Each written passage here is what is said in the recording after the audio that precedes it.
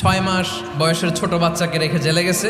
6 মাসের মেয়ে বেরোয় দেখে মেয়ের বয়স 17 বছর। মেয়ে বাবারে চিনে না, বাবা মেয়েরে চিনে না। মেয়েকে এখন বিয়ে দিয়ে আরেক ছেলের হাতে তুলে দিবে। মেয়ের শৈশব বাবা দেখে নাই, মেয়ের কৈশোর বাবা দেখে নাই, মেয়ের তারুণ্য দেখে নাই। যেই ফ্যামিলির সদস্য গুম হয়েছে তারা কি ওই লোকটার জন্য মাগফিরাতের দোয়া করবে নাকি সুস্বাস্থ্যের দোয়া করবে তারা নিজেরাও জানতো না, কারণ জানে না ও বেঁচে আছে না মরে গেছে।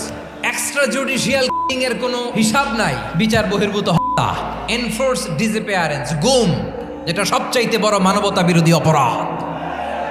কখন দিন কখন রাত কিছু জানে না, বছরের পর বছর কেটে গিয়েছে। কত মানুষ যে গুম হয়েছে তার কোনো ইয়ত্তা নাই। বিডিআর নওজোয়ানদের যারা ছাড়া পেল দেখলাম বিনা অপরাধে, কোনো অন্যায় ছাড়া, অপরাধ ছাড়া তাদের জীবন থেকে, তাদের তারুণ্যের, তাদের যৌবনের 15 বছর, 16 বছর, 17 বছর নাই।